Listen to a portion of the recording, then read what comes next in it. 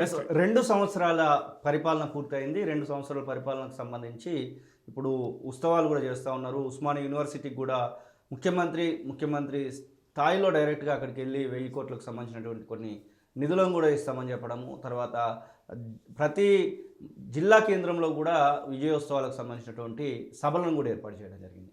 2 సంవత్సరాల పరిపాలన గురించి మాట్లాడాలి సార్. ఒకటి, ఇప్పుడు మన పంచాయతీ ఎన్నికలు జరుగుతూ ఉంటే టౌన్కి పోయింది కావచ్చు, మున్సిపాలిటీలో పోయారు, అది కోడ్కు సంబంధం లేదన్నది ఆల్ రైట్.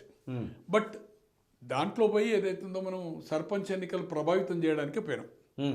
ఎన్నికల తర్వాత కూడా పెట్టవచ్చు, ఎన్నికల కంటే ముందు కూడా పెట్టవచ్చుండే, వారం రోజుల ముందు తర్వాత పెట్టవచ్చుండే. బట్ ప్రభావితం ఏదైతుందో స్థానిక సంస్థల ఎన్నికల్లో దాని ప్రభావం పడాలని పోయారు. ఏదేమైనా ప్రియాంక గారిని తీసుకొచ్చి నిరుద్యోగ భృతి కానీ, కామారెడ్డి బీసీ డిక్లరేషన్ కానీ, సాధ్యము కానీ నిరుద్యోగ భృతి కానీ, ప్రియాంక గాంధీ గారు అనుకోండి, ప్రతి ఆడపిల్లకి 2500 పెన్షన్స్ చేయడం కానీ, రైతు బందే కాదు రైతు కూలీలకు కౌలు రైతులకు కూడా ఇస్తామని హామీలు ఏదైతుందో ఇచ్చిన వాటిలో ఒక బస్సు మహిళలకు ఉచిత ప్రయాణం నేను అనుకుంటున్నది మెయిన్ దాంట్లో లేదు, అది ఒక సబ్. అలాగే ఏదైతుందో ఆస్పోర్ కరెంట్ ఏదైతుందో 200 యూనిట్లు తప్పితే ఏదైతుందో అమలు చేసిన సంఘటనలు లేవు. ఫీజు ఇవాళ ఏ పరిస్థితి ఉంది, ముఖ్యమంత్రి గారే స్వయంగా చెప్తున్నారు, నేను ఇవ్వలేను, బ్యాంకులు అప్పులు పుడతలేవు, చెప్పుల దొంగ లెక్క నన్ను చూస్తున్నారు. పార్టీలో కూడా ఏదైతుందో క్రమశిక్షణ లేదు, నా సీట్ ఎప్పుడు గుంజుకుందో తను ముఖ్యమంత్రి చెప్పాడు. అటువంటిది ఏదైతుందో తను స్వయంగా ఒక ముఖ్యమంత్రిగా ఒప్పుకున్నాడు. ఏది ఏమైనా జూబ్లీ ఎన్నికల తర్వాత కంటోన్మెంట్ వదిలిపెట్టండి, అది ఎప్పుడో జరిగిన ఎన్నిక, ఇమీడియట్ జరిగింది. బట్ దాని తర్వాత ఏదైతుందో రేవంత్ రెడ్డి గారికి కొంత ఏదైతుందో ఇప్పుడున్న పార్టీ మీద కానీ, హైకమాండ్ దగ్గర కానీ, గతంలో వచ్చిన సోషల్ మీడియా కానీ, కొన్ని మెయిన్ ప్రింట్ కానీ, పితూరులు చెప్తే ఏదైతే స్టోరీస్ వస్తున్నాయో, ఇప్పుడు కొంచెము జూబ్లీ ఎన్నికల తర్వాత ఏదైతుందో టీఆర్ఎస్ పార్టీ అధ్యక్షుడు అసలు ఎక్కడ కూడా మాట్లాడట్లేదు, కనీసము ఎక్కడ బయటికి రావట్లేదు, ఫామ్ హౌస్కి పరిమితం అవుతున్నాడు. ఇది కరెక్ట్ కాదు. ప్రధాన ప్రతిపక్ష నేతగా అసెంబ్లీకి వచ్చి మాట్లాడాల్సినటువంటి నేత మాట్లాడట్లేదు. ఇది బీఆర్ఎస్ పైన ఉన్నటువంటి ప్రస్తుతం కాంగ్రెస్ ఆరోపిస్తున్నటువంటి మాటలు. కేసీఆర్ విషయంలో మాట్లాడాలి సార్. కేసీఆర్ గారు అంత పెద్ద తెలంగాణ బిల్లు పెడుతుంటే ఢిల్లీలో ఉండి హౌస్కి పోలే కదా. ఓకే, కార్మిక మంత్రిగా ఉండి కార్మిక క్వశ్చన్ అవర్ ఉన్నా కూడా ఏదైతుందో కమ్యూనిస్టులు, ఉభయ కమ్యూనిస్టులు అప్పుడు 56 మంది, 42 సిపిఎం, 10 సిపిఐ, 4 ఫార్వర్డ్ రిపబ్లిక్. హౌస్లో వాళ్ళు ఇచ్చిన క్వశ్చన్కి ఆన్సర్ ఇవ్వకపోతే ఈవెన్ సెక్రటరియట్ రాకపోతుండే, ఇంటి దగ్గర కూడా అపాయింట్మెంట్స్ ఇవ్వకపోతుండే. వాళ్ళు మన్మోహన్ సింగ్ గారికి యూపీఏ ప్రభుత్వంలో వాళ్ళు భాగస్వామి, అప్పుడు భాగస్వామి అంటే అవుట్ సైడ్ సపోర్ట్. ములాయం గారు 99, సమాజ్వాదీ, మాయావతి 21 ప్లస్ ఇది 56. ఓకే, 56, 80, 126 ఉంటేనే యూపీఏ ఫామ్ అయింది. వాళ్ళు ఈ లేబర్ పోర్ట్ఫోలియో ఇంకోరికి ఇమ్మని చెప్పారు. అవును, ఇక్కడ మంత్రిగా ఉన్నప్పుడు కూడా అవైలబిలిటీ లేకపోతుండే. ఉద్యమంలో కూడా ఒక 15 రోజులు ఉన్నట్టే, ఈవెన్ ఉద్యమ కాలంలో నడిచినప్పుడు కూడా ఇంటి దగ్గర కూడా ఇంటర్వ్యూస్ లేవు కదా. ఆఫీస్కి వస్తానుడు మళ్ళీ రాకపోవడం, నేను పొద్దుగా ఇంటి పక్కకున్న ఆఫీసే రాకపోయా. పోనీయండి, 2000 కోట్ల పార్టీ పెట్టిండు. 2014 వరకు పవర్ వచ్చింది. 13 సంవత్సరాల్లో 15 ఆగస్టు 26 జనవరి అంటే 26 జెండా వందనాలు ఉంటాయి. పార్టీ ప్రతిపక్షంలో ఉంటే పార్టీ ఆఫీసులో జెండా ఎత్తుతారు. అవును, ఒకే ఒకసారి జలదృశ్యం దగ్గర కొండా లక్ష్మణ్ బాపూజీ దగ్గర ఓన్లీ 1 టైం వచ్చిండు. 25 సార్లు ఆయన నరసింహారెడ్డి జెండా ఎత్తిండు.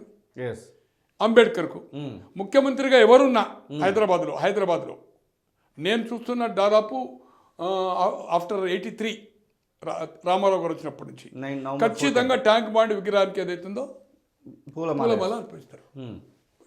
ఎన్నడూ పోలే. జగజీవన్ రామ్ గారు చాలా తక్కువ మంది వెళ్ళేవాళ్ళు. But Ambedkar 14th April compulsory tank బండి మీద ఒక గవర్నమెంట్ అఫీషియల్ ప్రోగ్రాము, ముఖ్యమంత్రి వచ్చి అది చేయడము. ఒక్కొక్కసారి అక్కడ షామేనలు మొత్తం రోడ్డు బ్లాక్ చేసేసి 1000 మంది వచ్చి ఫంక్షన్ జరుగుతుండే. తన ఫంక్షనింగ్ ఎప్పుడు అదే. తనకేంటంటే అసెంబ్లీలో క్రిటిసిజాన్ని తట్టుకోలేడు, అందుకోసం అవుతుందో. తట్టుకోకపోతే ఇప్పుడు ఇక్కడ ఎవరైతే బీఆర్ఎస్ క్యాడర్ ఉన్నారో క్యాడర్కి లీడర్లకి భరోసా ఇవ్వాల్సినటువంటి నాయకుడే అట్లా తట్టుకోకపోతే ఎలా అని చెప్పేసి. కానీ ఒకటి ఆ టీఆర్ఎస్లో ఉండే నాయకులకు కానీ కార్యకర్తలకు కానీ ఈ రాష్ట్రంలో ఉండే ప్రజలకు కానీ ఒక ముఖ్యమంత్రిగా సెక్రటరేట్ రాకున్నా ఎమ్మెల్యేలకు ప్రతిపక్షాలకు కానీ కార్మిక సంఘాలకు కానీ అపాయింట్మెంట్స్ ఇవ్వకున్నా కూడా 10 ఏళ్ళు ఓర్చగలిగింది. రెండోసారి కూడా రిపీటెడ్లీ ప్రభుత్వం వచ్చింది. మళ్ళీ కూడా 39 స్థానాలంటే ఇస్ నాట్ ఏ జోక్. అవును, ఇంత చైతన్యం ఉన్న హైదరాబాద్లో అభివృద్ధి అంటే ఆయన ఇంట్లోకెళ్ళి చేయలే కదా, మొత్తం ల్యాండ్ సైడ్ విక్టరీ కదా, ఒక్కటి కూడా రాలే కదా. ఒక స్థానమే బీజేపీకి వచ్చింది, రాజాసింగ్ది. అంతే, ఎంటైర్ వాళ్ళే స్వీప్ చేసింది కదా. కాంగ్రెస్కి ఒక స్థానం కూడా రాలే కదా, రాలేదు. తో ప్రజలు సిటీలో ఉండేది. మున్సిపల్ కార్మికులు చేస్తే చేయవు, ఆర్టీసీ కార్మికులు చేస్తే నేను కథం, వాళ్ళు యూనియనే లేదు, వాళ్ళు విడ్రా సేపు నేను వాళ్ళతో మాట్లాడంటివి. తర్వాత పిలుచుకుంటే గురుదేవ్ కప్రాలు ₹1,00,00,000 100 కోట్ల రూపాయలు ఇలా ప్రగతి భవన్ డిన్నర్ చూస్తే 100 కోట్ల రూపాయలు రోజు దాదాపు 30. మొన్న ఇన్ఫర్మేషన్ యాక్ట్లో ఎవరో తీసుకున్నది నేను పత్రికల్లో చదివాను. భారతదేశ చరిత్రలో ప్రైమ్ మినిస్టర్ అంత ఎక్స్పెండిచర్ ఉండేది. ఎంటైర్ మెనో అండి, నేను పేరు చెప్పదలుచుకోలేదు, ఎవరు క్యాటరింగ్ అక్కడ ఉండేది. ఎవ్రీ 1 వీక్ బిఫోర్ ఏ మెనో స్టార్ట్ అవుతుంది. 1000 మంది తినడమే అక్కడ ఉండే స్టాఫ్ మొత్తము. తర్వాత ఆయనకు వచ్చే బంధువులు అంతా గవర్నమెంట్ ఫుడే. ఆర్టీసీ వాళ్ళని సెలెక్టెడ్ వాళ్ళని పిలిచి బస్సులలో తీసుకొచ్చి గురుదేవ్ కప్రాలు తినిపించి పంపించే ప్రగతి భవన్లో. తో ఆయన ఫంక్షనింగ్ను ఈ ప్రజలు ఓర్చుకుంటుండ్రు. ప్రధాని ఇందిరాగాంధీగా ఉండే ధర్మదర్శనం చేస్తుండే వాజ్పేయి గారు. అటువంటిది ఈరోజు ఒక ముఖ్యమంత్రి సొంత మంత్రులకు వితౌట్ పర్మిషన్ ప్రగతి భవన్ పోవడానికి వీల్లేదంటే ఎక్కడ ఇదండి? చాలా మనం చూసాం, కొందరు గేట్ల దగ్గరికి వెళ్ళి వచ్చిన వాళ్ళు, దాంట్లో హోమ్ మినిస్టర్ లోపలికే పోనీయాలి, అక్కడ రివ్యూ అవుతుంది ఆయన సబ్జెక్ట్ది. ఇట్లా ఇక పేర్లు చెప్పాలంటే తో ఇది ప్రజలు మూడో ప్రత్యామ్నాయం లేనప్పుడు రిజల్ట్ మనం ఇప్పుడు లోకల్ బాడీలో చూసినాం. మొన్న కిషన్ రెడ్డి గారి కాన్స్టిట్యున్సీ బంజారాహిల్స్లో చూసినాం ఏం జరిగిందనేది. ఈవెన్ కంటోన్మెంట్ 2 జాగాలో బీజేపీ డిపాజిట్ పోయింది. అవును, ఆయనకు 60,000 ఓట్లు వస్తే మొన్న వచ్చినాయి ఎంత 23,000 ఓట్లు వచ్చినాయి, డిపాజిట్ పోయింది. సో బీఆర్ఎస్ పార్టీలో ఇప్పుడు లుకలుకలను చూస్తూ ఉన్నాం. కవితను బయటికి గెంటేసిన తర్వాత కవిత మాటలు చాలా సూటికి కనబడతా ఉన్నాయి. ప్రధానంగా హరీష్ రావును కనబడతా ఉంది. తర్వాత నిన్నగాక మొన్న 4,000 కోట్ల భూములను 4,000 కోట్ల రూపాయల విలువైనటువంటి భూములను కబ్జా చేసిందంటూ మాధవరం కృష్ణారావు కూకట్పల్లి ఎమ్మెల్యే మీద ఆరోపణలు జరుగుతూ ఉన్నాయి. ఈ ఆరోపణలను చూస్తూ ఉంటే ఎట్లా అనిపిస్తూ ఉంది? ఇవి ప్రజలలో ఏమైనా ఇంపాక్ట్ చూపిస్తాయా అని? లేదండి, ఒకటండి, ఇక్కడ జైలు పోయించిన జగన్ను ఏం చేసినా మనం చూసాం. జైల్లో ఉండే గెలిచిన వాళ్ళు యూపీ బీహార్లో ఎంపీలు ఎమ్మెల్యేలు గెలిచిన వాళ్ళు ఉన్నారు.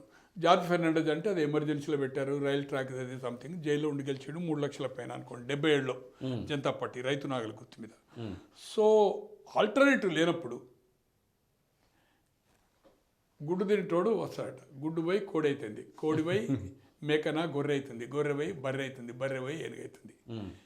ఏమవుతుంది ఇక్కడ గతంలో కంటే ఇప్పుడు కరప్షన్ జరుగుతుందనేది ప్రచారం ఉంది, దాంట్లో కొన్ని వాస్తవాలు కూడా ఉన్నాయి. ఓకే, రాజకీయాలు సేవాభావం కాదు, వ్యాపారము. ప్రతి వాళ్ళు రాజకీయాలు ఖర్చు పెడుతున్నారు, ప్రజలు కూడా డబ్బులు తీసుకుంటున్నారు. వాళ్ళకు పని ఉన్నప్పుడు రాజకీయ నాయకుల దగ్గర పోతే వాళ్ళు డబ్బులు తీసుకుంటున్నారు. ఇది కామన్ అయిపోయింది. కరప్షన్ అనేది దాని గురించి ఎఫెక్ట్ ప్రజల్లో కనపడడం లేదు. ఇక్కడ వ్యతిరేకం వచ్చినప్పుడు మళ్ళీ ఆల్టర్నేటివ్ లేనప్పుడు ఏదైతుందో అదవుతుంది. ఒక కాన్స్టిట్యున్సీలో 40-50 వేలతో ఎమ్మెల్యేలు ఓడిపోతున్నారు. 78 నుంచి మీరు అబ్జర్వ్ చేయండి, నేనైతే అబ్జర్వ్ చేస్తున్నా. మళ్ళీ ఎన్నికలు వచ్చే వరకు అతను ఈ 5 ఏళ్ళు అక్కడికి పోతలేడు. ఈ ఉన్న నియోజకవర్గంలో ఎలక్ట్ అయిన ఎమ్మెల్యేలు మళ్ళీ 30 వేలతో ఓడిపోయి ఈయన గెలుస్తున్నాడు. 40, 30, 70 కవర్ చేస్తున్నాడు ఆయన. 40 వేలతో ఓడిపోయినాడు అంటే వచ్చిన వాడు పాతోడే బెటర్ అనే పద్ధతిలో వస్తుంది. ఏదే కోడి నేను ఏదైతుందో గుడ్డు మన తర్వాత కోడి నుంచి మేక గొర్రె అయినట్టుగా ఇప్పుడు అదే పరిస్థితి ఉంది. రాజకీయాలు భ్రష్టు పట్టినాయి, రాజకీయాలు వ్యాపారం అయిపోయినాయి, లూట్మార్. ఐడిపిఎల్ నేను అనుకుంటున్నా, నాకుండే సమాచారము కొంతమంది మిత్రులతో కానీ నేను ఈ మధ్యలో హోమ్లో ఉండి ఎక్కడికి వెళ్ళకుండా 8-10 రోజుల నుంచి అబ్జర్వ్ చేసినప్పుడు దాంట్లో ఐడిపిఎల్లో మాధవరం కృష్ణారావు ఒక గజం కానీ భూమి లేదు. ఓకే, ఆయన కొడుకు పేరు మీద ఉందని చెప్పేసి చెప్తా ఉన్నాం. నో, ఆయన కొడుకు ఒక వెంచర్లో పార్ట్నర్ ఉండే. ఇప్పుడు ఏదైతే వెంచర్స్ ఒక 2 కడుతున్నారో అది సర్వే నెంబర్ ఏదైతుందో చేంజ్ అయిపోయింది. దాన్ని ఏమంటారు అంటే లాంగ్వేజ్లో ల్యాప్లో ఏదో అంటారు దాన్ని, ఒక్క నిమిషం, ల్యాపింగ్ అంటారు. అది ల్యాపింగ్ పెట్టి చేంజ్ అయింది. సర్వే నెంబర్ కూడా ఓవర్ ల్యాప్ చేంజ్ అయిపోయి సర్వే నెంబర్ చేంజ్ అయింది. పక్కకుండే సర్వే నెంబర్లు ఏదైతుందో ఉంది. అది కాక ఏదైతుందో ఈ దాంట్లో కట్టేది ఏదైతుందో వాళ్ళు ఓవర్ ల్యాప్ అయిన సర్వే నెంబర్ లేని సర్వే నెంబర్లో దే ఆర్ కన్స్ట్రక్టింగ్. దాంట్లో ఈయన ఉండడం వల్ల వాళ్ళకి ఇబ్బంది అవుతుంది అన్నప్పుడు నువ్వేదో మంచి బిల్డరు చేసుకోని వాళ్ళ కొడుకు బయటికి వెళ్ళిండు. అలాగే కవిత గారు చెప్పినట్టుగా కేటీఆర్ సంతకం పెట్టిండు గతంలో అన్నాడు. సంతకం మంత్రులు పెట్టరు, అధికారులు పెడతారు. దాంట్లో వాళ్ళ భర్త ఒక వెంచర్ ఏదైతే ఆ పర్మిషన్ వచ్చిన వెంచర్లో అదే ఐడిపిఎల్ ల్యాండ్లో అదే ఓవర్ ల్యాప్ అయిన ల్యాండ్లో అయిన తర్వాత రిజిస్టర్ చేంజ్ అయిన తర్వాత అక్కడ అప్పుడు పర్మిషన్ వచ్చింది. ఓకే, తర్వాత ఆయన ఆ వెంచర్కి వెళ్ళి బయటకు వచ్చాడు, దాంట్లో అనుమానం లేదు. కానీ ఐడిపిఎల్లో మాధవరం కృష్ణారావు ఒక గజం కానీ లేదు. దాని మీదనే ఆయన కంప్లైంట్ ఇస్తున్నాడు, దాని మీదే పోరాటం చేస్తున్నాడు. అక్కడ ఎవరైతే ఒక 1600 కుటుంబాలున్నాయో ఆ కుటుంబాల కోసం ఏదైతుందో ఎవరి ల్యాండ్ అయినా కానీ అది ప్రభుత్వం కానీ ఇది దానికోసం నేను చివరి వరకు పోరాడతా. దాని మీద ఎంపీ ల్యాడ్స్ నుంచి ఎంపీగా ఉన్నప్పుడు ₹1 రేవంత్ రెడ్డి గారితో శాంక్షన్ ఇచ్చాడు. టీఆర్ఎస్ ప్రభుత్వంలో 3 కోట్లతో శాంక్షన్ చేయించాడు. వర్క్ జరుగుతూ ఉంటే ఐడిపిఎల్ ల్యాండ్ అనే ఆ వర్క్లు ఆపుతున్నారు. బట్ నాకు ఆ ఒక్క ల్యాండ్ ఇష్యూలో మాధవరం కృష్ణారావు గారికి అసలైన తొలి వెలుగు. ఫాలో వాట్సాప్ @తొలి వెలుగు official.